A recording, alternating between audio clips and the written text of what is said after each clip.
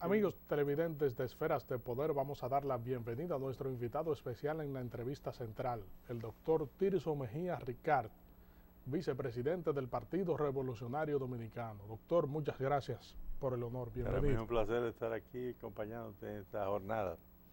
Bien, doctor, usted es un dirigente del PRD de gran arraigo, pero vamos a comenzar evaluando, o si se quiere, comentando algunas cosas que ha comenzado a hacer el presidente Danilo Medina para luego abocarnos a lo que es su parcela, su casa, que es el PRD. ¿Cómo usted evalúa las primeras medidas, el discurso y las acciones del presidente Danilo Medina en sus primeros meses, en su primer mes de gobierno?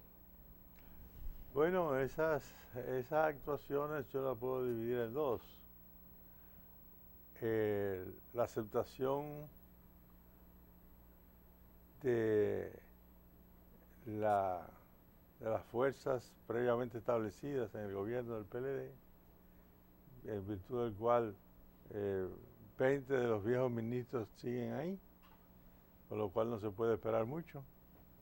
Y algunos gestos, que no pasan de ser gestos, de revisión de esa política de despilfarro, de corrupción y de ineficacia en las cosas fundamentales que caracterizó al gobierno de Leonel Fernández. Porque lo que se ha hecho son gestos, expresiones, discursos, se quitan 3 pequeños organismos por acá, se declara que se va a hacer. Bueno, se hizo algo, yo creo que es correcto. Se anuncia un programa de alfabetización que se debió haber hecho hace muchísimo tiempo, dándole la importancia que eso merece, pero en realidad no parece que haya apresto de cambios de ninguna significación en el gobierno con respecto al gobierno anterior. Tendría el presidente que demostrarlo con algo más que eliminar 3 pequeñas agencias que son las que se eliminaron, que en realidad no son eliminación total porque parte de esos empleados pasan a otros organismos de Estado. Ahí no es que está el problema, es un pellizquito con respecto a esa burocracia voraz que se demuestra cada día en las cosas más escandalosas. Lo último es una consecuencia de lo que se ha estado haciendo en el Banco Central y en todos los organismos del Estado que manejan dinero, y es establecerse pensiones, personas que no están jubiladas, personas que no han cumplido años elementales en la administración pública, mucho menos en esos sitios, para asignarse pensiones escandalosas a un país lleno de miserias como esta. 651,000 pesos solamente de pensión mensual, aparte de las bonificaciones, y que está recibiendo otro salario alto como consecuencia de estar a cargo de nada menos que de la Contraloría de la República. O sea, son cosas que indican que estamos siguiendo el mismo tren de despilfarro, de corrupción, que parece que nada lo puede cambiar si no se cambian totalmente las reglas de juego.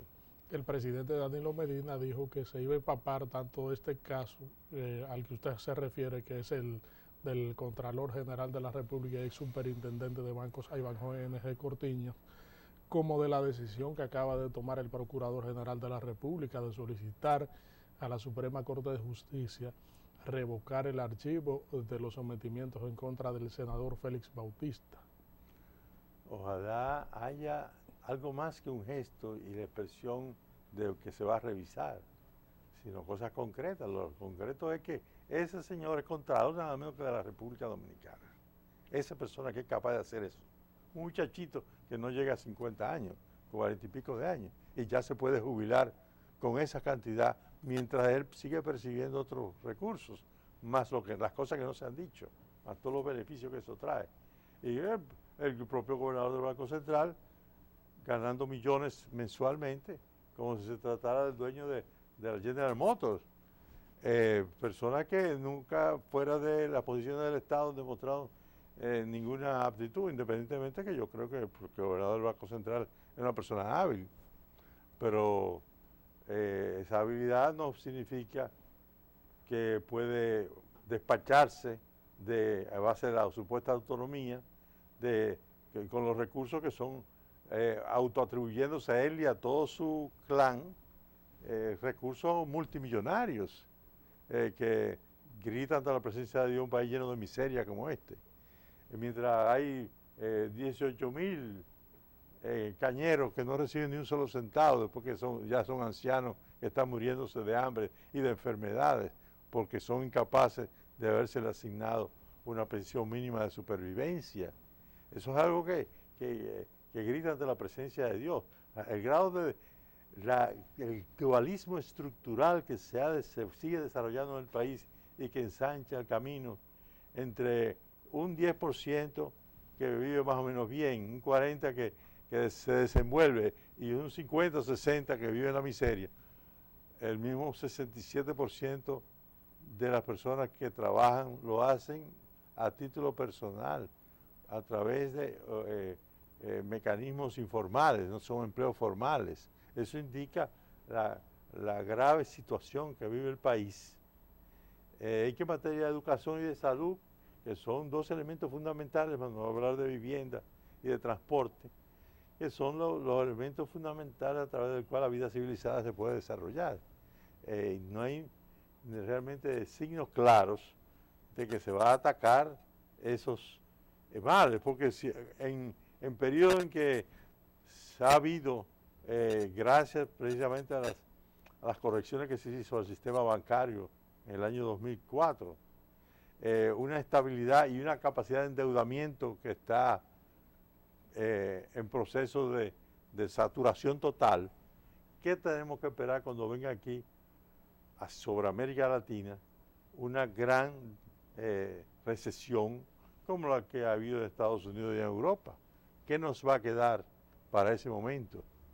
Bueno, ahora se está queriendo justificar porque ya está acercándose el momento de anunciar el nuevo paquete fiscal. Bueno, que aquí no se puede pensar en un buen sistema de impositivo, porque si hay un 67% de los empleos que no están registrados formalmente, pues habrá que ir encima de aquellos pocos que tienen empleo formal y que hay que grabar sobre ellos. Naturalmente, y mientras los de arriba tampoco pagan, porque hay que averiguar que cuánto pagan de impuestos todas esas personas que se han lucrado de manera desmesurada, obscena, en un país lleno de miseria como este, con millones y millones de pesos, de lo que se ve, de lo que es formal, independientemente de otras maniobras non santas a que nos tiene acostumbrados los funcionarios de este gobierno, de un partido que se vendió como un mundo aparte, los corruptos y el PLD. Entonces, si eso hacen los que no son corruptos, ¿qué habría que esperar de los demás? De manera que realmente yo tengo motivo de alta preocupación y creo que si el país no se logra desembarazar de esas lacras y crear un nuevo orden económico y social de mayor honestidad, de mayor supervisión, no vamos a ninguna parte. Ese mismo 4% que supuestamente se va a dedicar a la educación, ya usted verá la forma en que se van a manejar, de manera que todo quede igual. Todo quede igual menos los bolsillos de quienes administran eso. Esa es la situación que cabe esperar, porque si no hay supervisión no hay nada. Es un problema, ni el sistema educativo funciona sin supervisión y no hay supervisión efectiva. Ni los ayuntamientos que yo contribuí a que se le diera mayor importancia y que se le aumentara los porcentajes que se dedican a ellos. Si no hay una supervisión, se reparten los recursos entre empleos y contratos y pseudocontratos. De manera que el país necesita un sistema de supervisión de gente que sí hay que pagarle, no solamente a los dueños, a los jefes del sistema financiero, sino precisamente a los responsables de que esos recaudos vayan a parar a las instituciones y a los servicios que ayudan a superar las condiciones de vida miseriosas en que vive la mayoría de la población dominicana. Usted ha sido un hombre que ha trabajado en los proyectos de reforma de instituciones del Estado y ya abordó el tema municipal, en el cual también trabajó. Quisiéramos saber qué necesita o cuán necesita el Estado estar tan fortalecido con leyes que al final deban responder a los requerimientos institucionales del país. El problema más grave del país es la falta de supervisión responsable y honesta. Si no ponemos al frente de los organismos personas capaces, honestas y a su vez supervisadas, porque el carácter unipersonal de la dirección sin mecanismo de compensación son funestos, aún suponiéndose a los que lo dirigen buenas intenciones, pero se tiende a formarse en torno a ellos un círculo que pone al servicio de esas personas los recursos, las ventajas que pueden allegarse a través del poder. De manera que si no tenemos un mecanismo que permita esa supervisión, unas instituciones capaces de establecer balances y estar expuestos a la crítica pública, la verdad es que no vamos a salir más adelante de lo que hemos llegado hasta ahora. En realidad, en los últimos 50 años de vida supuestamente democrática, son pocos los éxitos que podemos decir que se han logrado en forma definitiva, porque aún el sistema de libre elección está sujeto a los mecanismos que el poder crea para anularlos en la práctica. En el caso de los municipios, que es una de las fuentes de mi mayor preocupación, más que los municipios, el sistema descentralizado y supervisado de administración de la cosa pública debe comenzar a través de una efectiva regionalización. Por decreto se establecieron 10 regiones. La idea era darle a esas regiones sustancia, recursos y mecanismos técnicos de producir un cierto desarrollo excéntrico en un país donde la capital cuenta demasiado, donde vive ya la tercera parte de la población, pero el resto de la tercera parte no vive aquí. Y la falta de un mecanismo que distribuya recursos y obras en forma extendida en toda la nación solamente se puede lograr a través de, no de esas pequeñas provincias que resuelven poca cosa. Está bien que esas provincias existan, no se nombra un gobernador que es el representante del presidente de la República, pero no tienen presupuesto, no tienen posibilidad de nada.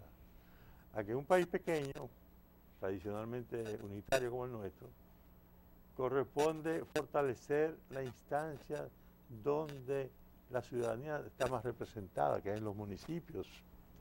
Pero los municipios tienen que cambiar su estilo, su hábito de ser una sencilla repartidora de empleos inoperantes y mal que bien limpiar las ciudades, a ser los ejes del desarrollo social y económico de esa comunidad. No puede estar ajeno a la educación, no puede estar ajeno a la salud y a la protección del medio ambiente, ni puede estar ajeno a la creación de empleos y de proyectos de generador de riquezas. Y ninguna de esas tres funciones están cumpliendo los municipios. Permítanos con su anuencia hacer una pausa aquí en Esferas de Poder Y en breve regresamos con el doctor Tirso Mejía Ricard, vicepresidente del Partido Revolucionario Dominicano. Estamos conversando aquí en Esferas de Poder con el doctor Tirso Mejía Ricard, vicepresidente del PRD.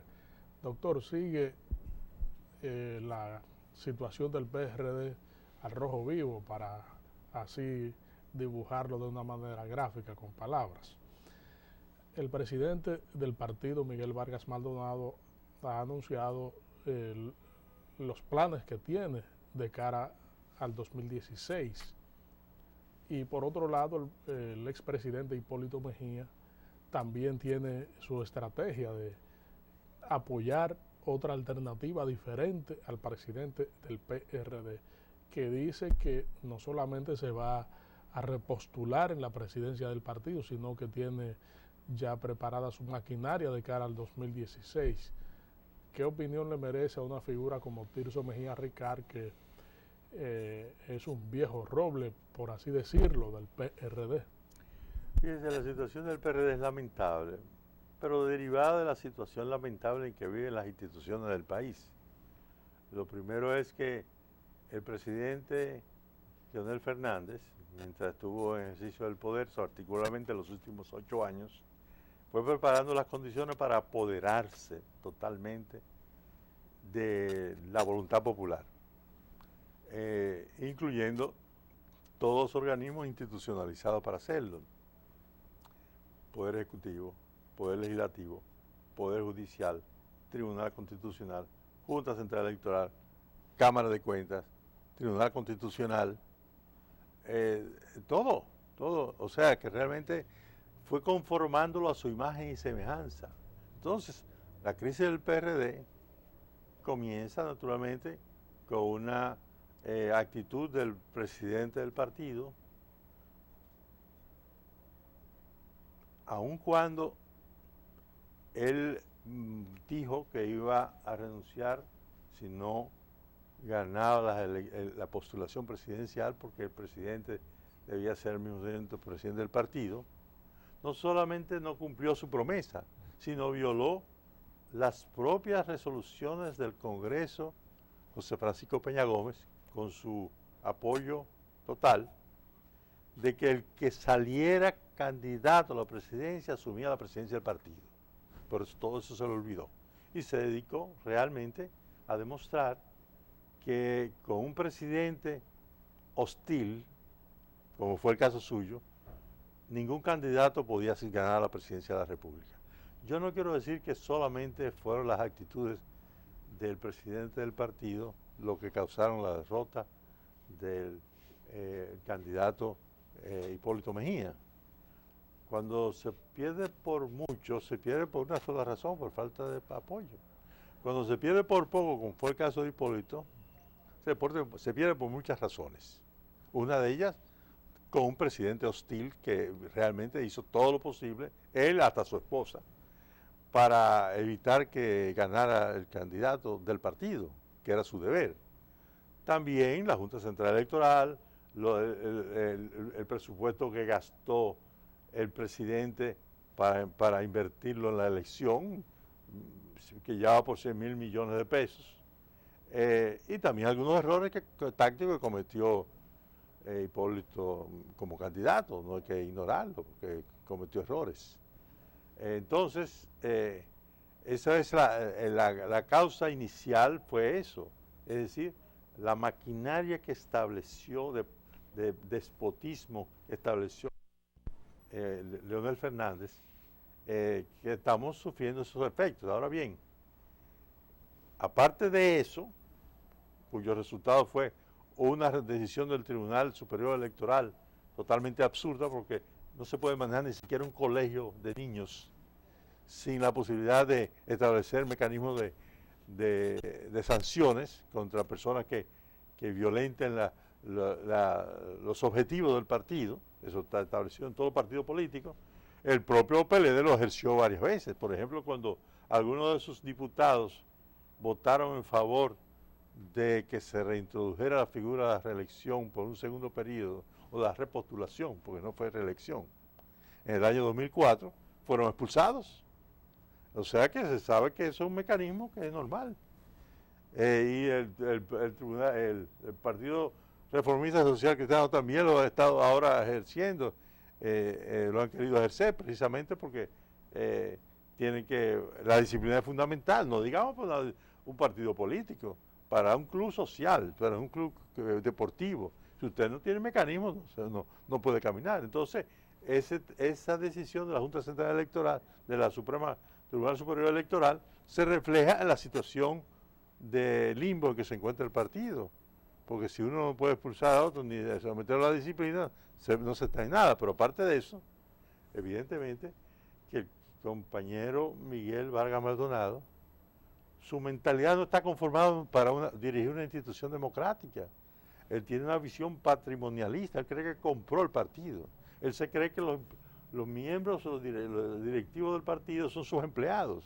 Y si usted compra el 50% de las acciones de una compañía, al otro día usted puede cambiar los empleados, el producto, el local, la propaganda, todo lo puede cambiar. Pero un partido no es así. Y él no entiende eso. Él cree que la institucionalidad es él. Pero encima de él está la Comisión Política, está la Junta Central Electoral. Digo, el Comité Ejecutivo Nacional. Y eso está por encima del presidente, porque el presidente es solamente una figura importante, pero no es la única. Entonces, él está realmente incapacitado para dirigir una institución democrática como es el PRD, libertaria. ¿Qué salida entonces debe buscarse? Hipólito es más liberal, demostró ser un gobernante liberal, pero también es una persona que se ha consumido en parte en esa pugna y ha dado, ha tenido una visión muy populista de lo que debe ser un partido, aunque es más democrático que Miguel, pero realmente no se corresponde con la situación actual. Lo que corresponde es que el PRD busque nuevas figuras para hacerse cargo de esas posiciones. Ya sencillamente se ha fracasado y entonces hay que dar oportunidad porque un partido como el PRD, que es un gran capital político en el país, no puede desgastarse en una pugna entre dos personas valiosas, meritorias, pero que no son el partido. Tenemos que buscar a otras figuras, preferiblemente con experiencia, pero que tengan tiempo para desarrollarse. Quiero decir, puede ser un hombre de 40 años, 50 años, que haya asimilado aspectos positivos, porque el PRD ha sido el gran factor de la democracia dominicana. Entonces, hay que salvar al partido de una situación en que se ha querido dejar en un limbo y acorralado entre pasiones que no se corresponden con las necesidades y los intereses del pueblo dominicano. Tenemos todo que hacer posible por dar oportunidad de que nuevas figuras emerjan y se hagan cargo de la situación, como se hace en todas partes. Hay Zapatero ya en España estaba desgastado, se retira y ya, aquí nadie se quiere retirar. Se retira o se convierte en consejero. Felipe González todavía hace de consejero, pero tuvo que dejar el paso cuando perdió unas elecciones y se le dio camino a otras personas. Por eso la importancia de la formación política dentro y fuera de los partidos, que nunca se le ha dado suficiente respaldo a eso. No es que no haya, siempre hay mecanismos. En el caso del PRD siempre hay figuras sacrificadas que se dedican a eso, pero sin ningún respaldo, sin suficiente respaldo, a pesar de que los estatutos especifican que hay respaldo, a pesar de que la ley electoral especifica que un porcentaje de los recursos que se le entrega a los partidos para educación, eso es lo último después de nadie.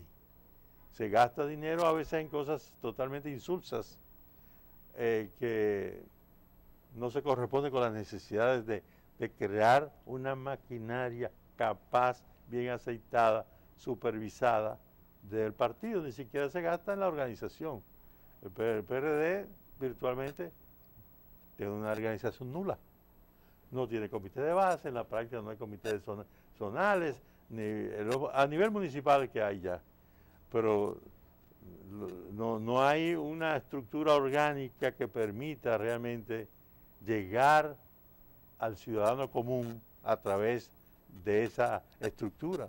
La hemos perdido por falta de atención, porque estamos más metidos en los problemas de las candidaturas, en quién va a dirigir y cómo se va a controlar determinadas áreas de poder, y eso nos ha ido debilitando, a pesar que la simpatía del pueblo sigue muy fuerte, porque el PRD es un sentimiento, más que una organización, es un sentimiento, porque ha sido un partido libertario, ha sido el partido que ha permitido el avance, el avance democrático, y es la esperanza, sigue siendo la esperanza nacional. Nosotros estamos en este momento frustrando esa esperanza que ha cifrado el pueblo en el PRD como el gran partido de la democracia dominicana y de la libertad. Vamos a aprovechar su anuencia nueva vez para hacer una pausa aquí en Esferas de Poder y en breve regresamos. Doctor Tirso Mejía Ricard, ¿usted cree que entonces, partiendo de la exposición que usted ha hecho y las argumentaciones, de que la actual dirigencia del PRD debe poner su cargo a disposición del partido para que se busquen nuevos emergentes que sean la locomotora que impulse a la organización a un nuevo proyecto político? Es decir, que el presidente del PRD y los demás dirigentes de la cúpula abandonen sus aspiraciones y que Hipólito Mejía y su gente también permitan que la alternativa llegue. Sí, definitivamente el PRD necesita partir de lo sano, es decir, que todos se retiren para los que están manejando realmente los resortes del partido y permitir que haya alternativas, que haya una libre elección, ponerse de acuerdo en que no pueden ser ellos mismos. Realmente Hipólito no ha estado postulándose como para presidente del partido, que es lo que está ahora en juego.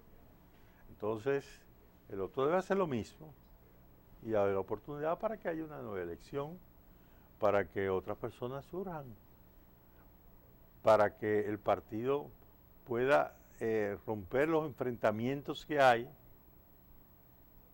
porque obviamente la hay, a pesar de que la gran mayoría de los PRDistas están con el sector que está Hipólito y Andrés. Pero, por ejemplo, los diputados, la mayoría son miguelistas. ¿Por qué? Porque él los eligió. Fue producto de una manipulación autoritaria, un mandato. En base a ese mandato, él puso y quitó candidatos a diputados, a síndicos, a regidores, a senadores. Entonces, también reflejan un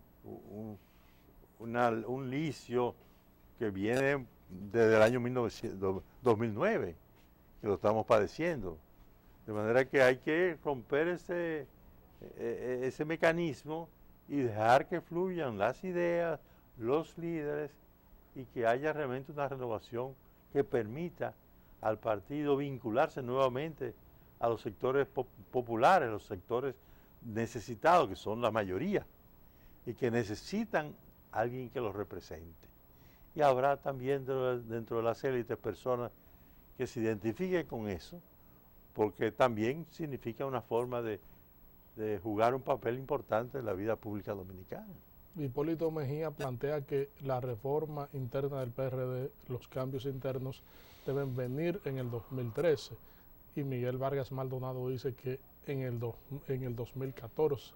Es una forma autoritaria de ver las cosas. Él salió de un proceso y fue proclamado formalmente en julio del año 2009. Entonces no puede alegar que fue después, sino que a partir del 2009, en virtud de eso, él, en esa misma sesión que fue proclamado, yo era presidente de la comisión organizadora de esa convención. Entonces me sustituyó, propuso que me sustituyeran para poner una persona que él consideraba que era más afín a su interés político y reabrió las candidaturas otra vez, porque no le gustaba los candidatos que parecían que iban a ganar a la Secretaría General y a la Secretaría de Organización. Entonces abrió las postulaciones otra vez y pudo imponer esas candidaturas. Realmente no puedes decir que no que comenzó a ejercer en febrero del 2010, porque en febrero de 2010 lo que se hizo fue ratificar la elección de sus candidatos a la Secretaría General y a la Secretaría de Organización, pero él comenzó a ejercerla en el 2009. Entonces es una contradicción que solamente en la mente de una persona con una mentalidad autoritaria, antidemocrática, puede expresar siquiera, porque eso no cabe en ninguna cabeza normal si usted dirige ese proceso como en su calidad de presidente del partido, porque hasta entonces el presidente del partido era el ingeniero Ramón Alburquerque, el que dirigió todo ese proceso como presidente fue él, y el que impuso una nueva comisión organizadora, por lo menos la cabeza, no porque yo hiciera nada en contra de él, porque yo lo que hice fue en realidad viabilizar, ya que las otras candidaturas se retiraron, lo que hice fue viabilizarlo. Entonces, yo no había ningún... Es más, yo fui que hice ese planteamiento, propuse lo que debía hacerse, y es desinteresar a los otros candidatos, ya que la Comisión Política no tiene atribuciones para proclamar ningún candidato. Así como el Congreso elige a la Junta Central Electoral, pero el Congreso no puede elegir al presidente de la República. Tiene que esperar que la comisión y se haga la elección y se produzca eso. Pero entonces, como todo se pudo, se eliminaron los contendientes, entonces eso fue lo que yo propuse y se fue lo que se hizo, lo único que aprobó la Junta Central Electoral. O sea que sencillamente quería una persona que pudiera manejar más a su antojo. Yo no soy manejable, pero tampoco que pretendo imponerme. Y finalmente, él ejerció de una manera directa esa presidencia desde julio del 2009. Eso da la medida del grado de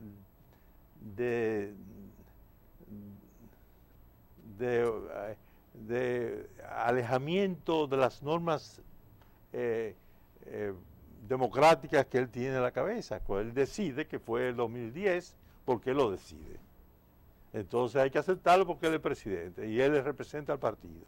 Doctor, ¿cuán insalvables se torna el distanciamiento entre Hipólito Mejía y Miguel Vargas Maldonado, que haya sido imposible durante el trayecto de todo este tiempo que ellos puedan juntarse y limar las perezas políticas? Va más allá de contradicciones políticas, ese distanciamiento que tienen ambos líderes del PRD. Bueno, son diferencias realmente ya llegan a lo personal, porque incluso en términos personales se sabe que un hijo de Hipólito está casado con una hermana de Miguel, o sea que hay hasta relaciones familiares envueltas, de manera que eso indica que los impedimentos personales son mayores que los políticos, y que las pasiones han aumentado, a pesar de que Miguel se hizo de un nombre político de un nombre y ventajas políticas y hasta económicas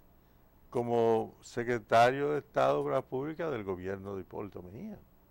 Pero así son las cosas.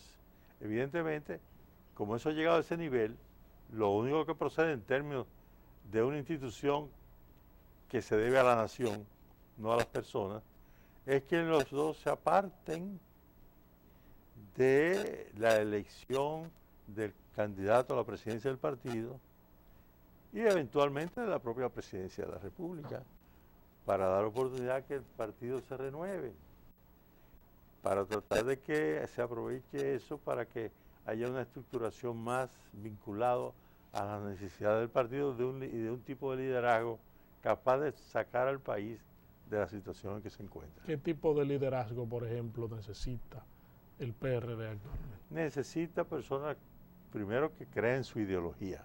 Porque el partido tiene una doctrina que no es una sola palabra, es la socialdemocrática significa crear condiciones de igualdad de oportunidades. ¿Y qué igualdad de oportunidades puede tener un sujeto analfabeto que vive marginado de todas las posibilidades, sino hacerse más delincuente y más dependiente de la caridad pública?